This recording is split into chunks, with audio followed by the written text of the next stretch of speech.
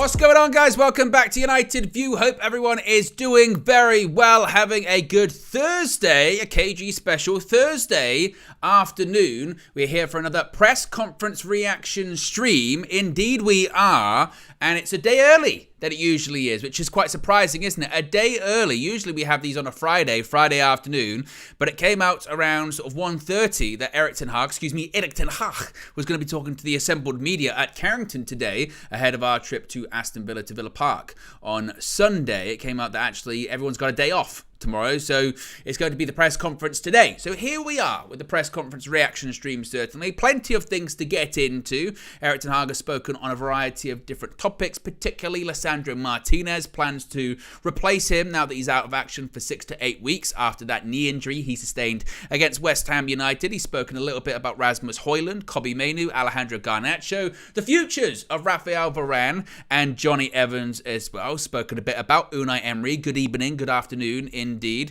Also, he's spoken about if it's a must-win game on Sunday, so there's plenty to get into. Be sure to smash a like on the like button. Be sure to subscribe, bottom right-hand corner. And as always, let me know where you're watching from. I know we did this morning, what the weather's like where you are. Still raining here. Still raining where I am.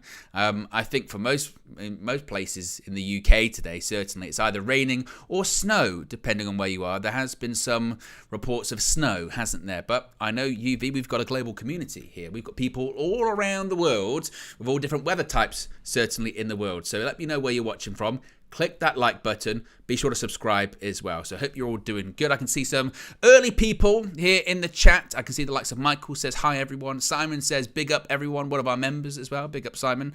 Striker with a 7 in there says, big up, everyone as well.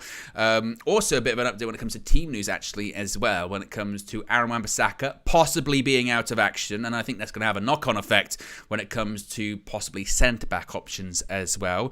Jamsey Gaming says, Aaron Wan-Bissaka not being fit is a big blow. We needed him or Malacia fit by now. Letting Regulon go was a big oversight, and now we're light in defence. Can't put Shaw at left centre back because he's our only fit left back. That's kind of the knock-on effect that I'm also thinking about, Jam Z.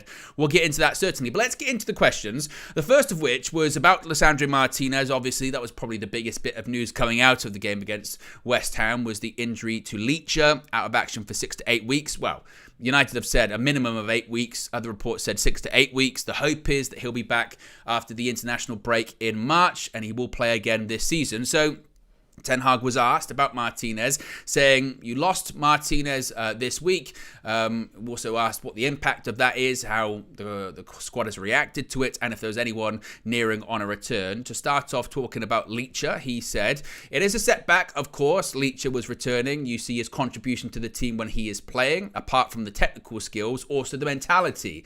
It is a big setback for Leacher. He is very disappointed, but he is a fighter. He will be back, stronger back, and will play by the end of the season. As a squad, we have to replace him, and we have players who can play there and will play there. I did like that answer from Erik ten Hag. That was a good answer, I think. Obviously, look, it's a setback and it's a blow, not only for the team, but also for Martinez himself. But as Erik ten Hag said, he's a fighter. He'll be back. He'll be back and he'll be stronger than ever. Now, the second part of the question was about the team news. We might as well get the team news out of the way as well. So Erik ten Hag said, quote, Aaron Wan-Bissaka today was training today and then dropped out. So I don't know at the moment where he is. The diagnosis, hopefully not too bad. Mason and Ty, not ready.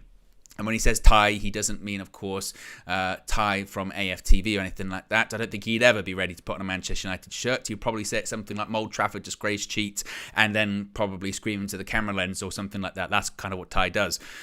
So he means Terrell Malacia, not ready. Mason Mount, not ready. When it comes to the team news, again, I think that that's quite significant. The reason I say that's quite significant is because there was a question asked later on about if Luke Shaw could step into the role of Lisandro Martinez at left centre-back. Now, to do that, you do need to kind of have an overabundance of fullbacks available, which clearly we don't have now. Because if you're going to shift Luke Shaw from left back to left centre back, you go, okay, who's going to replace Luke Shaw at left back? Now, if you've got Wan-Bissaka and Dalot both fit, you would say, right, you put Dalot at left back and then you put Wan-Bissaka at right back. But if what Erik ten Hag is saying today is accurate, and if Wan-Bissaka is out for Sunday's trip to Villa, then that means we've got nobody at right back. So that, to me, pretty much guarantees that Luke Shaw is not going to play left centre-back. So then you get into the territory of, right, who is it going to be that's going to partner? I mean, is it going to be Maguire or Varane? Are they going to partner each other? Or are we going to see Victor Lindelof, who was on the bench last weekend? Is he going to come back in? So that is a blow. That is absolutely a blow, Aaron Wan-Bissaka not being available, because my preferred choice would have been to move Luke Shaw to left centre-back, just because I like that balance, and he has done it before. We did try it a couple of times this season, didn't we? And he struggled a little bit. But I look back to last season when he played left centre-back towards the end of the season, and he was excellent in that position. But it looks like he's probably going to be sticking at left back, which, look, it's not as if Luke Shaw being at left back hurts us. It makes us better. He's got that relationship with Marcus Rashford, who will start on the left on Sunday as well. As far as who then replaces, again, Leacher at centre-back.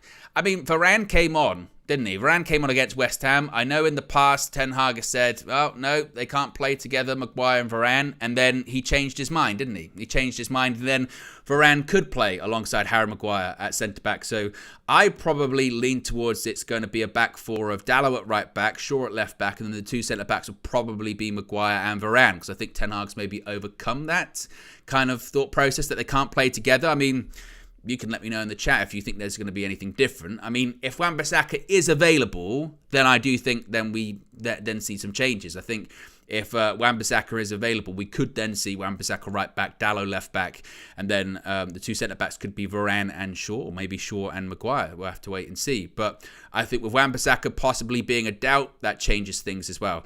As far as Mason Mount and Terrell Malacia, I mean, Mason Mount, he's this calf injury. I don't know. I really don't know. I know Flex is a big Mason Mount fan, and obviously you want him to get back and to get playing again. But I feel like with him at this point, haven't we had like a thing where every week it's like, oh yeah, he's going to be soon. He's going to be soon. He's not ready. He's not ready. He's not ready. So I don't know. It makes you wonder when indeed he is going to be ready. I remember that report or post came from Man United. When was that? Was that last week? Or the week before last, a couple of weeks ago, where there was pictures of him on a bike at Carrington. So I guess he's on the way back. I mean, there had been some reports earlier this week suggesting that maybe he was a bit closer, but it certainly doesn't feel like. I mean, I don't know if we have we got any pictures of him like training with the team at this point. I don't even know if we have yet. I mean, again, the picture that the last one that I can recall was him on the bike. I can't remember if we've had another one since then, to be honest with you. But given the injuries that Mount has had this season, and given that he's never really got started at United, to be honest with you, maybe it's just a case of we are taking so many precautions with him at this point. We're just not even willing to take the risk, basically, with him. Like, it's been that kind of, it's been that kind of crazy and that kind of, so long that we're just not going to rush him back. We don't need to rush him back, basically. Maybe that's the mindset they're taking with it. As far as Terrell Malacia, I mean, what a disaster he's really had in terms of his knee injury. I mean, suffered it towards the back end of last season. They hoped to avoid surgery initially. Then he had to have surgery. Then he was on the road to recovery, and it felt like he was going to be on his way back. Then we got the thing just before the end of last year suggesting that he had a setback in his recovery process and he had to have another surgery. It wasn't a major one, it was a minor one. And they said he'd be back by the beginning of the year, or around the beginning of the year. Well, we're heading into the second month now of the year. Next week will be halfway through the second month of the year, and still no sign of Terrell Malacia at all. And suddenly, once again, we have a situation where in both fullback positions at the moment, we're light. If something happens to Luke Shaw, and let's face it, with his record, it absolutely could. If something happens to him, we're in a bit of trouble because we still only got one left back. And if something happens to Dalot, Wan-Bissaka's out at the moment. Fortunately, Dalot's pretty durable. Luke Shaw, not so much. I know Camboila's come on and played right back before, but I don't see him as a natural fullback. He's obviously much more of a centre-back. So it is concerning. Those positions, those fullback positions, are still a bit of a troublesome position for Manchester United, certainly this season as well. And once again, as far as it goes to Leacher, obviously it's a massive blow. I still do look at it as a positive, though. I still look at it as a positive in the sense that I think the the thought process was it could have been really, really bad last weekend, and fortunately, it's not the worst case scenario. I did enjoy, I must say, I did enjoy a lot of people being incredible hindsight experts. Once it came out that he had only done his MCL and he was going to be out for 6 to 8 weeks, suddenly, wouldn't you know, people are knee experts all of a sudden. So I knew it was never an ACL. I knew it was never an ACL. Someone told me it was never going to be an ACL. Never. I remember one of the first thing that people were reporting is that it wasn't an ACL once the official diagnosis came in. Everyone said, it was never going to be. It was never going to be. Well, no one knows. And to be fair, when it comes to his injury, one of the questions I thought that was asked later on in this press conference, I thought was frankly just quite bizarre about his knee injury. Nevertheless, it's a massive blow, but I still look at it as a positive in the sense of he's going to be back this season. Ten Hag stressed it in his answer. It was stressed in the statement as well. He's a fighter. He'll be back. And I know there's the concern. We spoke about it on the Full View on Monday. I know Minna mentioned it about, you don't want to rush him back. And I agree with that, obviously, with a knee injury. You don't want to rush him back. But if he's ready to go by mid-March, April, that could be the difference. That could absolutely be the difference between us qualifying for maybe the Champions League or whatever, any form of Europe next season. That could be the difference, having Leacher back. If your best players are available, and it might be a case of if he's ready to go by then, maybe it's a bit later, gets a couple of games under his belt, then has a strong pre-season, and it's kind of a bit of a reset for him. So if he's ready, then he's ready. If not, obviously then don't rush him back, certainly. What are people saying here in the chat at the moment? SM says, I like Malacia's energy, but I don't think he's good enough. He's not young either. Starlord says, my back four versus Villa, Dalot, Varane, Lindesoft, Shaw, or Dalot, or Shaw, or Dalot, Varane, Shaw, Lindesoft twice. Starlord's, I guess, not a fan of Victor. What else are people saying here at the moment? Jewel London said it's going to be Amrabat at the back again. I think even Ten Hag no, we're not doing that anymore. What a wild time that was this season. What an incredible time that was having Sofian Amrabat at left back. My goodness me. And the worst thing is, for what game was it? For one game, it kind of worked, didn't it? And then very quickly, it became obvious that this is not going to work. Sofian Amrabat at all at left back. Next question was about all of these reports about Old Trafford this week. Sir Jim Ratcliffe, of course, has been quoted saying he wants to make Old Trafford the Wembley of the North. The question was put to Ten Hag, would you welcome changes to the stadium? And Erik Ten Hag said the following. He said, so if that is his view, then I would say it expresses the ambition of this club, which is good, but it is not my task in this club to deal with stadium questions, with facilities. My job is to manage the team and rebuild the squad. So pretty non-committal answer from Erik Ten Hag there, like he would probably say, to be honest with you. I mean, I think there's not really much more a football manager can add to that in saying if that's what he wants, great. That shows his level of ambition and aspiration. But at the same time, he's probably got bigger things to deal with. I mean, stadiums, particularly if the reports are accurate in the sense of sort of maybe the leading consideration might be to knock it down or to build just kind of adjacent to it. That process takes a lot of time. If you don't do your job as a manager, you might never see that be completed as the Manchester United manager, right? So, of course, it would be great to have the best facilities in the world. And as a manager, you'd want to have the best facilities in the world. You want to have the best training ground. You want to be given the best tools possible to do the best job that you can. And having a fantastic stadium certainly adds to that, doesn't it? No doubt about that. But if you don't do the fundamentals, if you don't win football matches as a manager, you're never going to play in that stadium as the Manchester United manager. You're never going to manage in that stadium as the Manchester United manager. So, as he says, it's not his task at the club, certainly. But, yes. SM says, he didn't say Wembley of the North. A journo said someone who knows Sir Jim said that. Well, that was the report in the article. The question that they said was, Well, I suppose technically, right? I think technically that is accurate in the sense of somebody is saying that he has been quoted as saying that. So they're saying that Sir Jim has been quoted by a close friend calling it Wembley of the North. I think we're kind of splitting hairs there, SM, to be honest with you, with that one as well. Atom K says, what's wrong with Aaron Wan-Bissaka? Erik ten Hag says he doesn't know.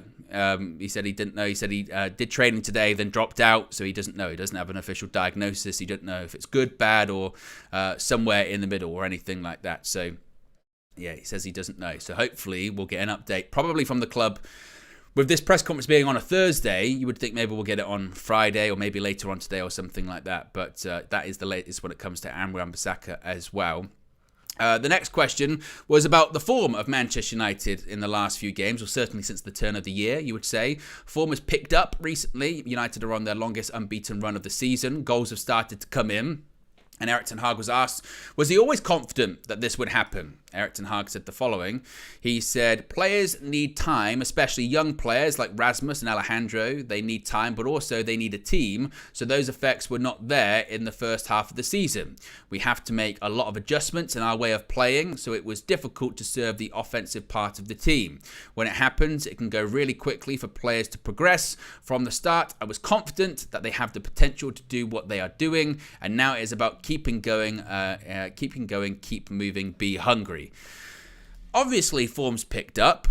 In the last few games. I will say I kind of rolled my eyes a little bit at the report from, it was Samuel Luckhurst, wasn't it, a few days ago, talking about how senior officials at Manchester United had felt vindicated, essentially, for backing Erik ten Hag in what is being described as a mini revival. They described it as a mini revival. And I thought, and I think part of it's also said that they feel like he's delivered on his promises that results would come when the players come back. And he said that publicly and privately. And the reason I rolled my eyes at it, not because, you admit it, Owen. You want Erik ten Hag out, don't you? Admit it. I know you admit it. And then you say the other thing. They say, why do you keep backing Erik ten Hag? Why? You can't win.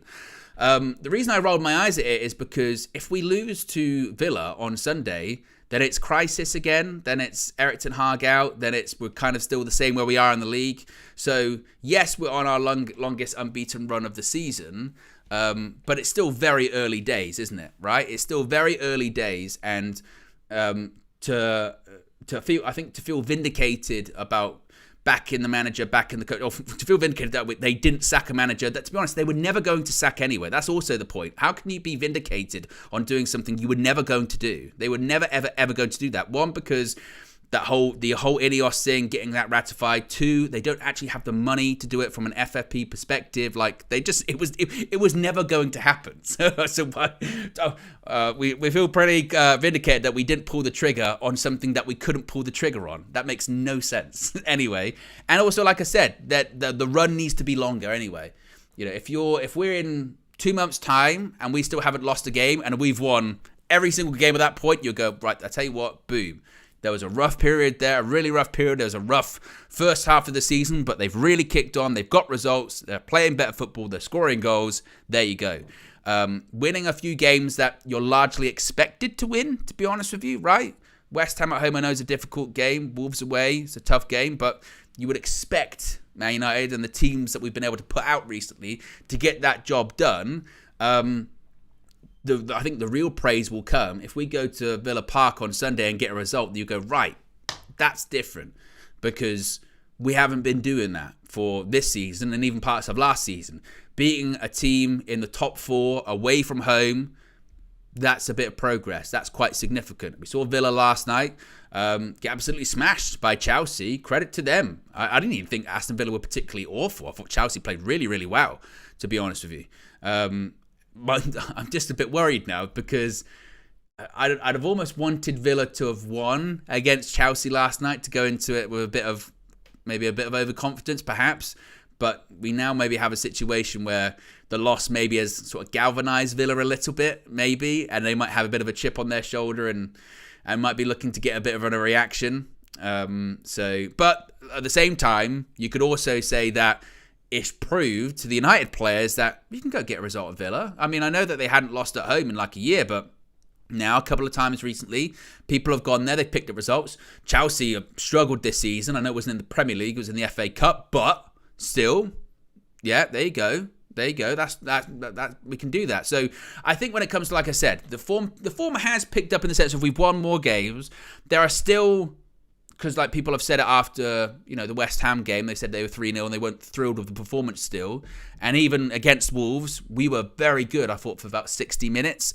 Should have been way more comfortable. Should have scored more goals, even though we ended up scoring 4. Still should have been, though, again, way more comfortable. And there were still those sort of tendencies that we've seen all season in terms of play well for a bit and then get really sloppy and drop off and concede stupid goals and then end up losing or drawing a game. So, as I mentioned, the game at the weekend, that's the big one, I think. I'd say the big one. But Erik ten Hag kind of speaks about this later on, saying every game is a final.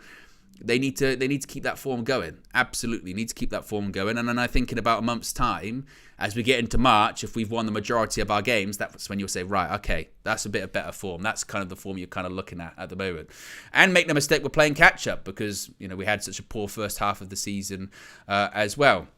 Now, the next question was about, once again, Lisandro Martinez. It actually came from Melissa Reddy from Sky Sports. She asked Erik ten Hag that you've spoken about consistency a lot, balance. Lisandro Martinez, of course, offered both. Will we see Luke Shaw shift centrally to replace Martinez? Erik ten Hag said, we have options how to deal with that position. We have good centre-halves in our squad, so the others are available. Luke Shaw can also play there. Quite confident we can keep the process going so others can fulfil the position and also contribute playing at high levels. Those players are experienced. Then the second part of it was asked if he was keen to keep a left-footed player in that position, like Martinez was, like Luke Shaw is. Ten Hag says that is an advantage that we have seen a left-footed player in that role. We have to work on players. They can also develop such positions when you work with them and coach with them and train them. I see our players in the back line developing their skills when building up. As I mentioned earlier on, and I suppose it's probably one of those situations where maybe she had like the question ready, and then you heard the news about Wan-Bissaka and was like, oh, actually, Shaw probably isn't going to play left centre-back now. But you still ask it anyway because it could be something, again, if Wan-Bissaka isn't that serious, or if Wan-Bissaka is back next week, just moving forward for the next couple of weeks, couple of months, however long it's going to be with Martinez, could Shaw fill in that position? And obviously the answer is, like I said earlier on, he certainly could. As for this weekend, with the Wan-Bissaka thing, I do think that has changed things, to be honest with you. I do think that's probably altered the plan for this coming weekend.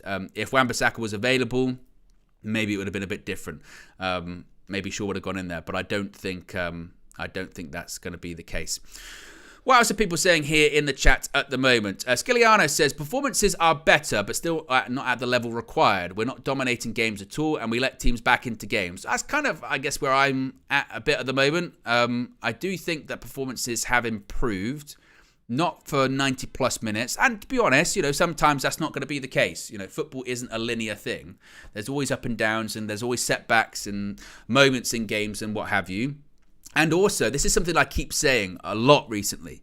I think sometimes as fans, we do have to, and this is when you get into standards and all that kind of stuff, but you do have to manage your expectations when you go into the game.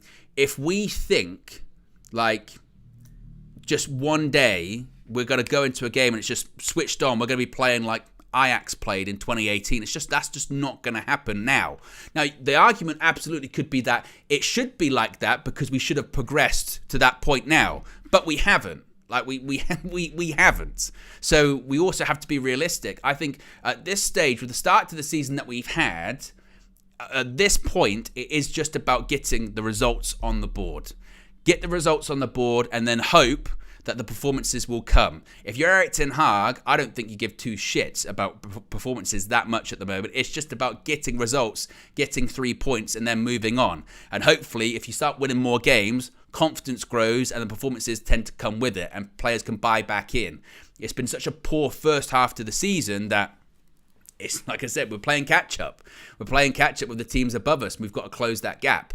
So I think that, like I said, I do think performances have improved. I think I said against Wolves for 60 minutes we played well, but we've played well even in the poor first half of the season. We've had games where we played well for periods of time.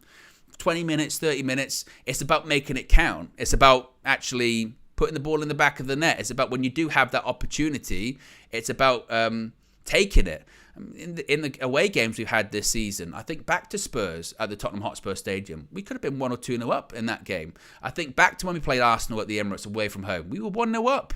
They scored immediately. It's about that. And we were doing that last season as well. It's about being clinical. You notice in the, for instance, when we beat Everton away from home, what do we do? Score early and then manage the game properly. That's what you've got to do. So I think at the moment, just about winning football matches, just about getting points on the board as well. Now, speaking of which, I said getting points on the board. Erik ten Hag was asked if the game against Aston Villa at the weekend is a must-win game. Here's what he said. He said, I said to the team from the start of January, every game is now a final. That was also our approach to West Ham. This is a final. We have to take this challenge and see it as a final. This will be every day from now on. This is interesting, I think, with the idea of approaching every game's a final between now and the end of the season. And when he was saying that, I was thinking, okay, that's the mentality you take where you have to win, you have to win, you have to win. As I've just said, playing catch up. But I was thinking, with that mentality, what happens if you do lose?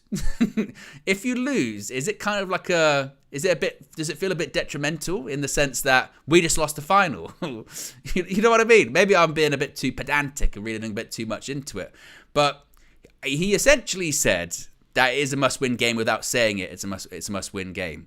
Maybe when you say it's must-win, there's a lot of pressure on it. When you say it's a final, you get out for finals. It's a big occasion. But he's essentially saying, yeah, it's a must-win game. I mean, if we're going to close that gap on the teams above us, then you've got to do two things. You've got to beat them when you play them. So when we play Aston Villa at the weekend, beat them, get 3 points closer to them. And two, when they do slip up, and they will slip up this season because really sort of bar that sort of top three that are going for the title, City, Liverpool, Arsenal, bar them, the rest of the people that are vying for that fourth spot, that fifth spot, they're all varying levels of inconsistent. Aston Villa, away from home certainly, inconsistent. Same with us, inconsistent. Spurs they rave about, but they're still inconsistent. I think they've won 2 out of their last 5 or something like that. So they could drop points at any point. You've got Brighton and Newcastle. They're below us as well. We know that they're inconsistent too. So whenever those people around you drop points, you've got to take advantage. How often have teams around us dropped points and we've not taken advantage? And that's the most frustrating thing as well. So Erik ten Hag, I think really admitting without saying it is that it is a must-win game. And I would tend to agree. And that will be, as I said earlier on, that's the one I think that if we beat them away from home, it's not as much of a statement win in the sense of you go away to the Etihad and win, or you go away to Anfield or the Emirates and win. But at the same time, it would be something that we haven't done under Ten Hag, and that's beat a team away from home in the top 4, which, we'll take. You absolutely have to take that. No doubt about it. No doubt at all. So he's saying it's a must-win game. Speaking of Aston Villa, he was asked about their head coach. He was asked about Unai Emery. Of course, he's done a fantastic job at Aston Villa. Ten Hag said, I think it is very good how he developed his team and how they want to play in and out of position. The players know what they have to do and cooperate with each other. They are a real team with weapons in their team. We have to play to our maximum levels. And look, Villa at home, it is a bit weird, that Chelsea result, because it was so unexpected last night. Not only Chelsea winning, but winning by 3-0 and again, being in proper control of that game.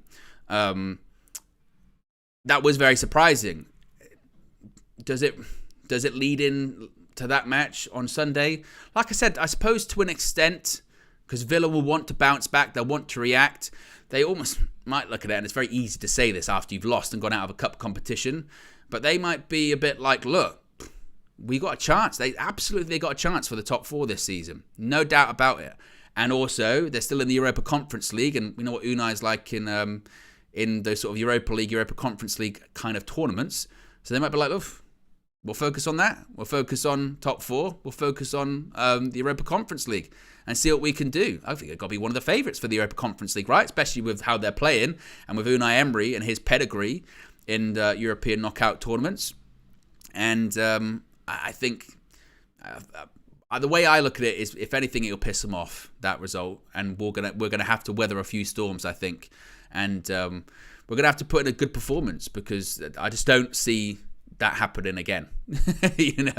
I don't see that happening again. I think the United should look at it as, right, this is proof you can get something there. It's not impossible. Yes, they had a really good record that was broken recently, but yes, we can get something from there. But we certainly shouldn't go into it feeling like, Chelsea did it, so we can, it's going to be a walkover. Yeah, actually, they're not that good. No, Villa are good. They are a good team, particularly at home. Unai Emery, I remember playing them last season at Villa Park. It was Unai Emery's first game, and he barely even worked with the players at that point, and they just played us off the park that day. Their energy, their intensity was far superior to ours, and that'll be the key thing too Sunday.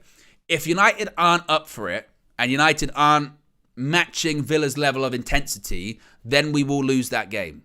And United have been guilty of that at points this season, when away from home, they just don't look up for it. That level of intensity, that level of urgency just isn't there.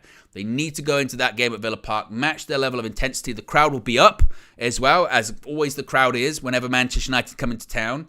And because there'll be that thing in the opening few minutes where maybe we've got the ball at our feet, and the Villa players, Ollie Watkins, pressuring, and maybe they, win the ball, block the ball or something like that, goes out for a throw, and the crowd goes, got to manage that. Absolutely have to manage that. And to be fair, in some hostile atmospheres, we've done that this season. When we went to Galatasaray, we did well. Didn't win the game, unfortunately, due to mistakes. But we've got to be calm. We've got to match their intensity. And also, you've got to be smart. How did we end up beating Aston Villa at Old Trafford around Christmas time? We went 2-0 down, and we still managed to come back. Why did we manage to come back? Because we were smart. We stuck to the game plan. The 2 goals we conceded were really poor goals, but the game plan didn't change at any point in the game. It was, they play a high line, we get the ball, one touch, let's see if we can get it over the top of their high line. We've got fast players up front. We've got Garnacho, we've got Rashford, we've got Højlund, we've got pace, and let's have a go. And away from home, we should lean into that even more, to be honest with you, because we're probably going to have even less of the ball. So it should be, get the ball. If you get it, one touch, out your feet as quickly as possible. Go direct. There's nothing wrong with playing on the counter-attack either. Stretch that high line and make him feel uncomfortable. Emi Martinez will be really high up the pitch as well, because he's the sweeper keeper. So the tactics really shouldn't have changed. And if you're Ten Hag, you'd probably point to that. You'd probably say, look, that worked. It will be the same. And the reason really they lost against us at Old Trafford is because even after going 2-0 up, their tactics didn't change at all. They didn't back off all that much. They just carried on with the high line. The annoying thing watching that game from a United point of view is that they just could not stay on side.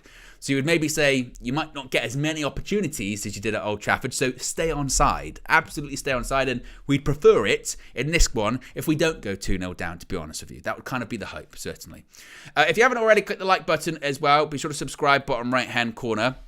A few more questions here. One was about Rafael Varane and Johnny Evans, both out of contract at the end of the season. And Ten Hag was asked if there's any decision on them, if they want to keep them or what have you. And Ten Hag said, we haven't made the decision yet on either, so no update on Johnny Evans or Rafael Varane. To be honest with you, with Varane, we kind of spoke about this on the Morning View a few days ago, about him being linked with a summer move to Saudi Arabia, possibly joining up with Cristiano Ronaldo. As time goes on, you would probably lean more into he's probably going to go. It does feel kind of David De Gea-ish, doesn't it? With United not being willing to offer him the money that he's currently on. So the triggering, the extension of his contract just feels very unlikely. Maybe Varane ultimately decides to stay for less. If he does, then he'll probably stay. But it does feel like, doesn't it, that he's probably going to be finishing up. And that's not to say he doesn't have a part to play for the remainder of the season, because he absolutely does have a part to play. He's Rafael Varane. Of course he has a part to play. But it does feel like that. As far as Johnny Evans, I mean, I'd probably see it a similar situation to last summer. I think that his contract might expire and he might stick around for a bit. And they might say, hey, we'll have a look. We'll have a look, see what happens to us in the summer. We might see... sirens in the chat. We might see him stick around for a bit and see what kind of business United do, or they can and can't do in the summer. And then if we can't get another centre back, he might stick around. Bear in mind, Johnny Evans was not meant to play. He was not meant to play as much football as he's played this season at all. He was meant to just be a player on the bench to fill a spot just in case. He was not meant to have as many starts. And at points, he's been our best signing this season. And in certain games, he's got man of the match. He's got an assist away at Burnley. So absolutely, yeah, he's not meant to play as much football as he had. So we'll wait and see when it comes to Johnny Evans.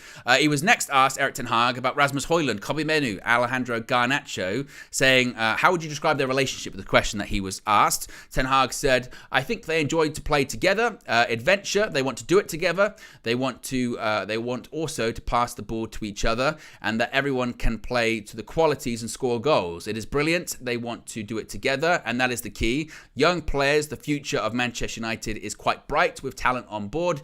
You have to develop it. This club wants to achieve a lot. This club wants to win trophies, so very ambitious. They have to step up and bring high levels. Also against the best opposition, they have to express the same threat, and it's about end product.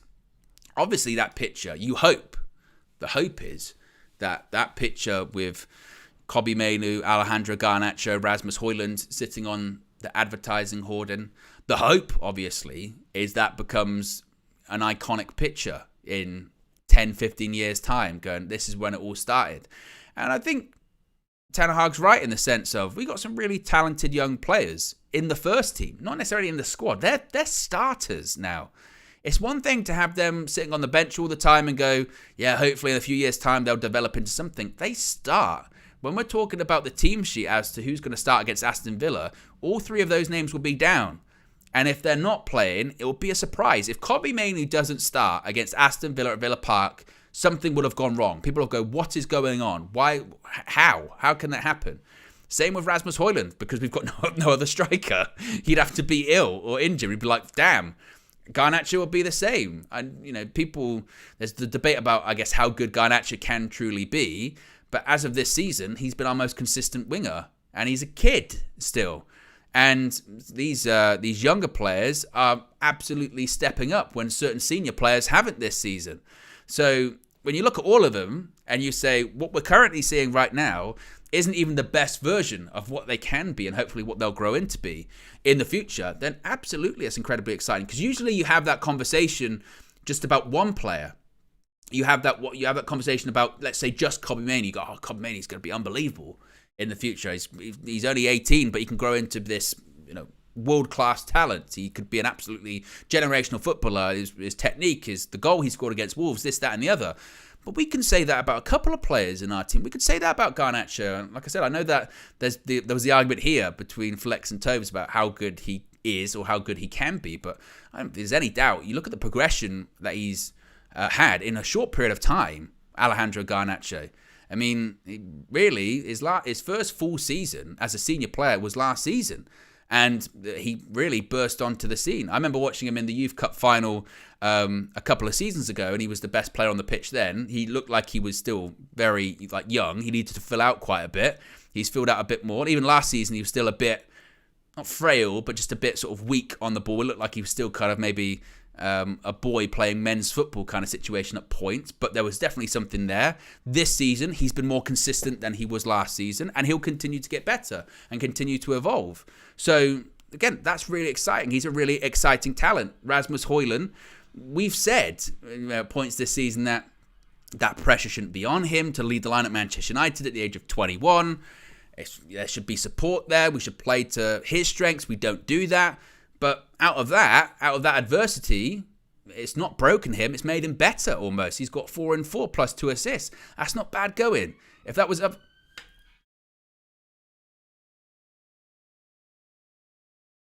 always the way. If that was any other player in the Premier League, 4 and 4 plus 2 assists, people would be raving about him. With Højlund, they don't really want to talk about it that much, do they? So, for me, I think that there is absolutely something there when it comes to him. It's just a case of, I guess, how good can he be and how consistent is he going to be? Because that's also the important thing too. With those 3 players, they're all playing well at the moment. There'll be a point in the season where a couple of them, don't play as well and they have to drop out the side. Because they're young. Because it's, again, I've said earlier on, football's not a linear thing. It will be up and down for them, absolutely. But if you got 3 players in your starting 11 that you're talking about that's, I mean, how old's Garnacho now? Is he 19? I think. Kobe Mainoo's 18. Garnacho, is he 19? Someone can let me know in the chat. Højlund's 21. That's pretty good going. That's something to be excited about, certainly. Now, will that be a photo that's forever referenced? I hope so. Because if it is, then that would mean at that period of time, and in that time in the future, then they all collectively would be doing something right, wouldn't it? That would be the hope. Next question was going back to Lisandro Martinez. This was a weird question, by the way. This is the final question. So be sure to smash a like on the like button. Be sure to subscribe as well, bottom right-hand corner. This is a weird question because the question was put to Erik ten Hag that Martinez, when he got injured, Soufal fell on his leg and his leg bent the wrong way, he didn't go off immediately, did he? He had some treatment. It looked like he knew it was bad, but he came back on to see how it was, basically. And the question was put to Ten Hag, did this make the injury worse? Which I thought to myself, like, well, you see that all the time. Nevertheless, this is what Ten Hag said. He said, I don't think so, but Lisandro's decision, and he was not comfortable to be back on the pitch, but after he tried and stopped in the next attack. He also said, when saying, the response to that was, well, is it impossible to diagnose at the time? And Erik ten Hag said it is impossible. In some situations, it's clear and obvious, but there's always a grey area, and it's very difficult to see from the sideline. We have the screens, and we see it as well, and our medicals are over there, but to assess it in 1 or 2 minutes, it was impossible. After a game, I can't tell you. You need 24 hours minimum, so how can you tell in 2 minutes? Like I said, it was a very weird question that I'm not really sure what the purpose was. Can you diagnose an MCL injury in 2 minutes? I mean, as you know, I'm not a medical professional, and I would hope that medical professionals could have an inkling, an idea, but at the same time, you know, you don't know exactly, do you? And because you're not in the player's body, so the player might be like, you know, I'll walk on it, I'll see how I feel, I'll go back on. And like Erik ten Hag says, in some instances, of course, it's very obvious. You know, I can barely put any pressure on it. I'm screwed, or my leg's hanging off. You know, it's broken, or whatever. Right? Yes, in some instances, it's obvious. In some cases, you're like, it hurts, but I can still walk on it. Like, give me a couple minutes. Let's see. Let me get back onto the pitch. A couple minutes in, you go, nah. Can't do it. Sorry, that's this. It's not getting any better. That's what it is. So it's not as if he flew into tackles afterwards as well, right? it's not as if afterwards he played for 45 minutes and then it was a case of he's screwed. No, it wasn't that at all. So I found it a bit of an odd question to be honest with you. What's this? I'm just seeing some breaking news pop up on my phone. What's this? This comes from the Daily Telegraph as well. Oh my goodness me. This is very, very, very significant. Right, so breaking news in the last couple of minutes. Come once again from the Telegraph. A first phase of blue cards are set to be introduced into football. It will be used to force a player off the field for 10 minutes if he commits a cynical foul or protests against the referee. So it's going to be a blue card. I always said before the green cards. I was a big proponent of the green cards before. If you've watched United View previously, but it looks like it's going ahead. So it's going to be blue cards. Now, does it say when they're going to be introduced or anything like that? This is whilst we're live.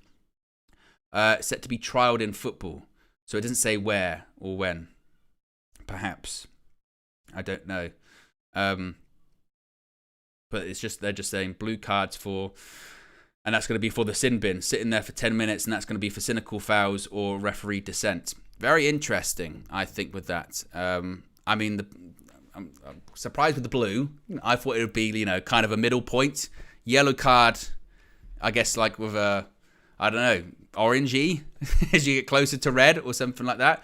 As I've said before, I'm not totally against the sin bins because I do think that is a problem. I do think it is a problem with the cynical fouls when someone stops a counter-attack, it's a yellow card, but that's not a fitting punishment. My only worry is, and if VAR had been incorporated perfectly and we didn't have any kind of problems with it, then I'd be like, yeah, put a blue card in, let them operate sin bins. But you just know, because of the arrogance and the main character syndrome that a lot of these referees have, this is going to end in disaster, isn't it? Let's face it. I mean, an example is just the other day when we conceded that penalty against Wolves. That wasn't a penalty, you know. Of course it wasn't a penalty. But, you know, no. We'll give that as a penalty. And you have to kind of just move on. And it's just going to be a case of, we're going to get into that territory now of discussing, well, was that really cynical or was that a blue card? I mean, as far as dissent to referees, my goodness me, Diogo Dalot got sent off this season. 2 yellow cards in the space of seconds for dissent to the referee against Liverpool at Anfield, when Darwin Núñez had done something far worse when he elbowed a player, then sarcastically clapped the referee and kicked the ball away. That only got 1 yellow. Right? That was 2 yellow cards and a blue card, and let's throw every other card in there as well. The problem is, as always, there is no consistency. If there's consistency with the sin bins, if there's consistency with the blue cards, in the sense of you go, oh, that was a cynical foul, he got sin binned, that happened later on in the game, they got sin binned, or this was dissent to the referee, he got sin binned, but you won't see that. You will not see it at all. You won't. There will be instances in games, I guarantee you, where there is a cynical foul and you get the referee goes up to him and goes, right, that's the final warning. You know that bullshit. Final warning. No, I'm not going to accept that next time. No, we're not going to have it. Or there's dissent to the referee. This is also the other thing, right? Now it's got me going, because we see this when there's ever new rules that are implemented. They go crazy with them at the start. They go absolutely insane with them. Remember time added on at the beginning of this season or in the World Cup last year? We're playing 20 extra minutes at the end of the game. Doesn't happen anymore. We're back to 5 and 6, aren't we? Because they go, actually, we'll back off on that. They'll get a situation where they're going crazy with the blue cards. We're going crazy with the blue cards every 5 seconds or every 5 minutes. And then next thing you know, it'll be like, actually, we're not going to do it for dissent anymore. We'll just do it for this. Or actually, maybe we don't get them out. Or actually, no, we want to make sure that we keep as many people on the pitch as possible. It will change. It will change. They will overdo it at the start. Then they'll back off. Then they won't be consistent with it. You'll have big players that have dissent to the referee that don't get sent to the sin bin. Then you'll have lesser players that do. You'll have situations whereby, do they really want to sin bin a big player at their home stadium? You know, if they're at Anfield, are they going to sin bin Mo Salah or something like that? No. Like, that's because that's what referees do. Like, that is what referees in the Premier League absolutely do. They are shocking. They are absolutely rubbish, and they will tweak this and they will change it as they mean to go on as well. Yeah. And then we'll get into the territory of, like, it will happen to some captains. They'll talk to the ref, then they'll get sin bin. You'll go, but I'm supposed to be the captain. Why can't I sin bin? We'll be writing to PGMOL again. Howard Webb, why did this player get sent to the sin bin? Why didn't this player? It's just was going to be in it. You can see it. I agree with the idea in principle because I do think it's a problem. I just have zero faith in officials in the Premier League to get any form of new technology or new rule implemented successfully because they can't do it. I was never a proponent for scrapping VAR, but I've changed my tune on that recently. I really have. The way I sit with VAR now is I feel that it should only be used for cut and dry situations, i.e. offsides. Move to a semi-automated offside system. It's out of lots of people's hands. It's quick. You get the decision quick. Someone either is or isn't offside in most cases. Boom, done, move on. Things like the penalties and the red cards and all that kind of stuff, just get rid of it. Like, just get rid of that VR. Because once we get into that subjective area, it just turns into nonsense, doesn't it? And it all is, they're all patting each other on the back, trying to protect each other too, you know. So I just get rid of it. And I wasn't like that previously, but now, because my point was before that referees were so bad that sometimes you do get instances that VAR overturns just shocking errors of judgment. But it's just been replaced, hasn't it? It's just been now, instead of, overturning shitty decisions on the pitch, they're still just doing shitty decisions just with technology. It's no different, really. So get rid of it. But we'll see how the blue cards work out, certainly. But there you go, guys. Be sure to smash a like on the like button. Be sure to subscribe, bottom right-hand corner. A reminder, we've got the What the Devil podcast coming up later on today, 6 p.m. Collaboration between United District and United View. I think that's episode 3. I think it's episode 3 of that. So be sure to check that out once that drops later on. And I'll be back with you tomorrow morning, 9 a.m. for another edition of the Morning View. Have a great afternoon, everyone. And I'll speak to you again very soon. Peace.